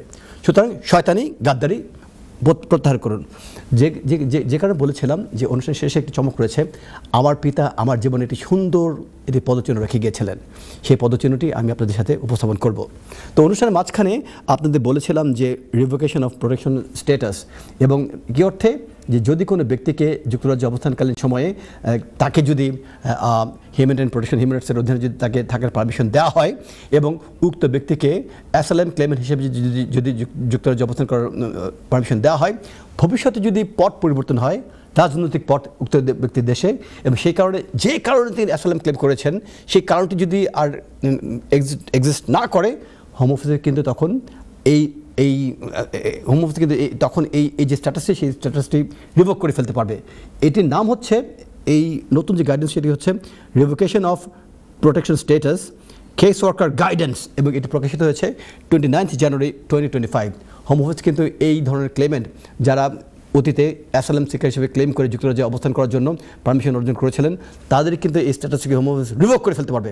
এবং আপনাদের ভিতরে কেউ যদি উক্ত ব্যক্তির বিরুদ্ধে অভিযোগ করেন যে সেই ব্যক্তির কোনো স্ট্যাটাস বাংলাদেশে নেই, লাইফ বাংলাদেশে তার জীবন হুমকিগ্রস্ত নয়, অথবা সিরিয়াতে তার জীবন হুমকিগ্রস্ত নয়, তখন কিন্তু হোম অফিসের পক্ষ থেকে ইনভেস্টিগেট করে দেখাবে আসলেই তার লাইফটি হুমকিগ্রস্ত কিনা, এবং এই গাইডেন্স অনুযায়ী সেই রিভোকেশন পলিসির অধীনে তার রাইট টু রিমেইন যুক্তরাজ্যে থাকার যে পারমিশনটি সেটি কিন্তু রিভোক করে ফেলতে পারবে হোম অফিস। সুতরাং revocation of protection status case worker guidance এটি অত্যন্ত গুরুত্বপূর্ণ একটি গাইডেন্স। এটি প্রকাশিত হয়েছে 29 জানুয়ারি 2025-এ। এবং এর পাশাপাশি ষষ্ঠ যে অতি গুরুত্বপূর্ণ লিগ্যাল আপডেট নিয়ে আমি উপস্থিত হয়েছি, সেটি হচ্ছে becoming a British citizen by naturalisation. অর্থাৎ আপনাদের ভিতরে যারাই 5 বছর ওয়ার্ক পারমিটে রয়েছেন এবং পরবর্তীতে যারা ইনডেফিনিট লিভ টু রিমেইন অর্জন করেছেন, 6 বছর যারা যুক্তরাজ্যের ডিসক্রিশনারি লিভের অধীনে রয়েছেন, পরবর্তীতে ইনডেফিনিট লিভ টু রিমেইন অর্জন করেছেন, অথবা 10 বছর অতিক্রম করার পর যারা ইনডেফিনিট লিভ টু রিমেইন অর্জন করেছেন, যারাই এখানে যুক্তরাজ্যের ব্রিটিশ হওয়ার জন্য অ্যাপ্লিকেশন সাবমিট করবেন, তাদের ফর্মটি হচ্ছে British citizen by naturalisation form AN। এই সংক্রান্ত বিষয়ে নতুন আরেকটি আপডেট এসেছে হোম অফিসের পক্ষ থেকে 29 জানুয়ারি 2025। একটি বিষয় আপনারা খুব সচেতন থাকবেন, গুড ক্যারেক্টার। এটি কিন্তু হোম অফিস অত্যন্ত সতর্কতার সাথে লক্ষ্য করে। যদি চলার পথে বিগত 10 বছরে, 5 বছরে, 6 বছরে যদি আপনারা কোনো অফেন্স করে ফেলেন, তখন সেই অফেন্সটি কিন্তু আপনাদের গুড ক্যারেক্টারের এগেন্সে চলে যাবে। সে কারণেই অফেন্স না করা সত্ত্বেও আমি সবসময় আপনাদেরকে অনুপ্রাণিত করি ভালো মানুষ হওয়ার জন্য। ভালো মানুষ হলে কিন্তু কখনই আপনারা কোনো অফেন্সে, কোনো ধরনের অপকর্মে আপনারা ইনভলভ হবেন না। অফেন্সগুলি কী হতে পারে? হতে পারে ড্রাইভিং অফেন্স, হতে পারে উইদাউট ইন্স্যুরেন্সের ড্রাইভিং, সেটি কিন্তু একটি অফেন্স হতে পারে। ডোমেস্টিক ভায়োলেন্স, হাজব্যান্ড ওয়াইফের ডিসপিউটের মাঝখানে যদি কোনো হাত তুলে দেন এবং কোনো ইন্টেনশন ছাড়া, সেটি কিন্তু একটি অফেন্স। থেফট, শপলিফটিং, ডকুমেন্টস ফরজারি, এগুলি সবগুলি এক একটা অফেন্স। এবং যদি কোনো ফরেন ন্যাশনাল এই অফেন্সগুলির সাথে ইনভলভ হন, সেক্ষেত্রে তারা ইনডেফিনিট লিভ টু রিমেইন পার হয়ে যাওয়ার পর 20 বছর অপেক্ষা করুন, 30 বছর অপেক্ষা করুন। ভবিষ্যতে যতবার ব্রিটিশ পাসপোর্টের জন্য তারা ব্রিটিশ সিটিজেনশিপের জন্য তারা অ্যাপ্লিকেশন সাবমিট করবেন, ফর্ম AN এর অধীনে তাদের গুড ক্যারেক্টার এটিকে যাচাই বাছাই করে দেখাবে। এবং যদি দেখা যায় যে তারা কোনো ধরনের অফেন্সের সাথে ইনভলভ ছিলেন, তখন কিন্তু তাদেরকে ব্রিটিশ সিটিজেনশিপ দেওয়া হবে না। অতএব ভালো মানুষ হয়ে উঠুন, মন থেকে প্রাণ থেকে আসলে ভালো মানুষ হয়ে উঠে আপনারা সকল ধরনের অপকর্ম থেকে নিজেদেরকে মুক্ত রাখবেন ব্রিটিশ হওয়ার জন্য। এর পরবর্তীতে আরেকটি যে অতি গুরুত্বপূর্ণ আপডেট, সেটি হচ্ছে child citizenship fee waiver request. এই আপডেটটি এসেছে 28 জানুয়ারি 2025। এই আপডেটটি সেই সমস্ত অ্যাপ্লিকেন্টের জন্য প্রযোজ্য যারা বাচ্চা, যাদের বয়স আন্ডার দ্য এজ অফ 18। এখন বর্তমান আইনের অধীনে যে প্রেসক্রাইবড অ্যাপ্লিকেশন ফিটি রয়েছে, এটি বাচ্চা যদি ব্রিটিশ সিটিজেন হতে চায় তাদের ক্ষেত্রে প্রযোজ্য। যেটা একটু আগে আপনাদের বলেছেন, হিউম্যান রাইটসকে খুব প্রাধান্য দেয় হোম অফিসের পক্ষ থেকে। তাদের পিতামাতা যদি এই ফিটি দিতে গিয়ে ডেস্টিটিউট হয়ে যায়, অথবা ফিটি দেওয়ার যে সক্ষমতা তাদের যদি না থাকে, সেই ফি থেকে কিন্তু তাদের পরিত্রাণ পাওয়ার জন্য একটি ব্যবস্থা হোম অফিসের পক্ষ থেকে করা হয়েছে, যেটিকে বলা হয় ফি ওয়েভার। এবং এই ফি ওয়েভারটি সাবমিট করলে এই বাচ্চার অ্যাপ্লিকেশন ফি প্রদান করতে হবে আপনাদেরকে, এবং বাচ্চাটি ফি প্রদান না করেই কিন্তু সরাসরি ব্রিটিশ সিটিজেন হতে পারবে। তো এই কথা বলতে বলতে আমি অনুষ্ঠানের শেষ প্রান্তে চলে এসেছি। অনুষ্ঠানের শেষ প্রান্তে আমি আর কোনো আপনাদের কাছ থেকে প্রশ্ন গ্রহণ করতে পারবো না, সেজন্য আপনারা আমাকে ক্ষমা করে দেবেন। আমি আরেকটু পানি খেয়ে আমার গলাটা ভিজিয়ে নিচ্ছি। ধন্যবাদ। আমি তো হিউম্যান বিং, এই কারণে আমি গলাটা ভিজে নিলাম। ভবিষ্যতে যখন আমাদের মাঝে AI টেকনোলজি চলে আসবে, তখন হয়তো মুহিত খান যখন বসবে আর আমার গলা শুকিয়ে যাবে না। বাট আমি সেই টেকনোলজির প্রতি আমি তাকিয়ে আমি হিউম্যান টেকনোলজিকে আমি অনেক ভালোবাসি, হিউম্যানকে আমি অনেক ভালোবাসি। তো আরেকটি গুরুত্বপূর্ণ আপডেট হচ্ছে right of abode case worker guidance. এটি প্রকাশিত হয়েছে 27 জানুয়ারি 2025 এই সেই তারিখে। তো যারাই রাইট অফ অ্যাবর্ডের অধীনে যুক্তরাজ্যে অবস্থান করার জন্য অ্যাপ্লিকেশন সাবমিট করবেন যুক্তরাজ্যের বাইরে থেকে, তারা এই ফর্মটিতে প্রয়োজনীয় তথ্য এবং যে সমস্ত রিকোয়ারমেন্টস রয়েছে সেগুলি ফুলফিল করে যদি অ্যাপ্লিকেশন সাবমিট করেন, তাহলে আপনাদের রাইট অফ অ্যাবর্ডের অ্যাপ্লিকেশনগুলো আপনাদের অ্যাপ্রুভ হবে। তো যেটি বলেছিলাম আপনাদের জন্য একটি চমক রয়েছিল, অনুষ্ঠান শুরুতে বলেছিলাম, মাঝখানে বলেছিলাম, সেই চমকটি হচ্ছে এই, আমার পিতা মরহুম অধ্যাপক আনম আব্দুল মান্নান খান, তিনি ইন্তেকাল করার পূর্বে আমাকে অনেকগুলি শিক্ষা দিক নির্দেশ তিনি করে গিয়েছিলেন এবং তিনি অনেকগুলি শ্রেষ্ঠ কিছু কাজ তিনি রেখে গিয়েছিলেন। তিনি পৃথিবীতে নাই, বাট সেই শ্রেষ্ঠ কাজগুলি কিছু কিছু এখনও রয়ে গিয়েছে, যেগুলো আমি এখনও ধারণ বহন করি। তাদের ভিতরে একটি শ্রেষ্ঠ কাজ তিনি করে গিয়েছিলেন, বাংলা থেকে আরবিতে তিনি ট্রান্সলেট করেছিলেন আমার ভাইয়ের রক্তে রাঙানো 21শে ফেব্রুয়ারি। যেহেতু এটি ফেব্রুয়ারি মাস এবং ফেব্রুয়ারি মাসে আমরা বাংলাদেশের যে ভাষা আন্দোলনে সালাম, রফিক বরকত সহ যারা আত্মত্যাগ করেছিলেন বাংলাকে রাষ্ট্রভাষা করার জন্য, তাদের প্রতি আমি বিনম্র শ্রদ্ধা জানাচ্ছি। এবং তার পাশাপাশি এই দেশের জন্য, এই জাতির জন্য আমার বাবা মিডল ইস্টার্ন যে দেশগুলো রয়েছে যারা আরবি ভাষায় কথা বলে, তাদের জন্য এই বাংলা থেকে আরবিতে যে ট্রান্সলেশনটি করেছিলেন আমার ভাইয়ের রক্তে রাঙানো 21শে ফেব্রুয়ারি, সেই গানটি আমি মুখস্থ করে ফেলেছিলাম। প্রথম 4 লাইন এখন আমার মাথার ভিতরে রয়েছে। সকালবেলা আজকে আমি অফিসে এই অনুষ্ঠান আসার আগে আমি চেষ্টা করেছিলাম সেটি মনে চিন্তা করার জন্য। আমার প্রিয়তম স্ত্রী তখন দেখছিল যে আমার চোখ দিয়ে পানি পড়ছে আমার বাবার কথা চিন্তা করে। তখন আমার প্রিয়তম স্ত্রী বলেছিল, জানো তুমি এই গানটি তুমি তোমার দর্শকদের মাঝে উপহার দিয়ে আসো। তো সেই উদ্দেশ্যে আপনাদের মাঝে উপস্থিত হয়েছি। আমার ভাইয়ের রক্তে রাঙানো 21শে ফেব্রুয়ারি এই গানটিকে স্মরণ করে এবং বাংলাদেশের ভাষা আন্দোলন, বাংলাকে মাতৃভাষা এবং রাষ্ট্রভাষার মর্যাদা দেওয়ার জন্য যারা জীবন দিয়েছিলেন তাদের রক্তের প্রতি শ্রদ্ধা জানিয়ে এবং আমার বাবার শ্রেষ্ঠ কর্মের প্রতি শ্রদ্ধা জানিয়ে আমি গানটি ব্যাকগ্রাউন্ডে বাংলাতে শুনবেন আপনারা, বাট আমি আরবিকে কথা বলার চেষ্টা করব ইনশাল্লাহ। আশা করি আপনারা আমার বাবার জন্য দোয়া করবেন।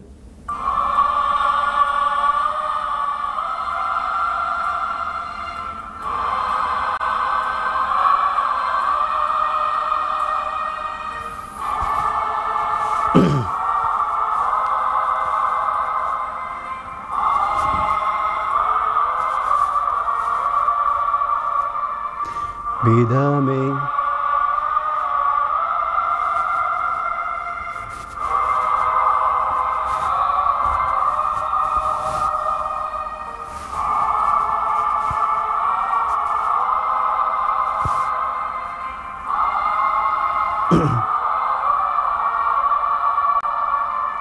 बेदा में आखी मुलावान वाहिद وعشرين فبراير لابد لي أن أتذكر بدموع بيات الأم الملتيات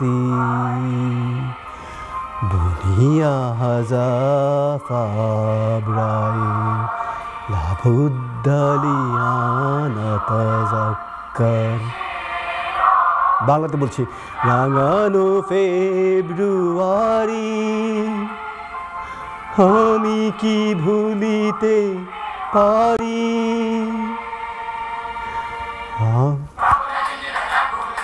আমি আবার বাংলাতে এই গানটি আপনাদের উদ্দেশ্যে বলছি, আমার ভাইয়ের রক্তে রাঙানো। আমি আরবিতে বলেছিলাম এবং এটি বলতে বলেই আমার শেষ হয়ে যাচ্ছে।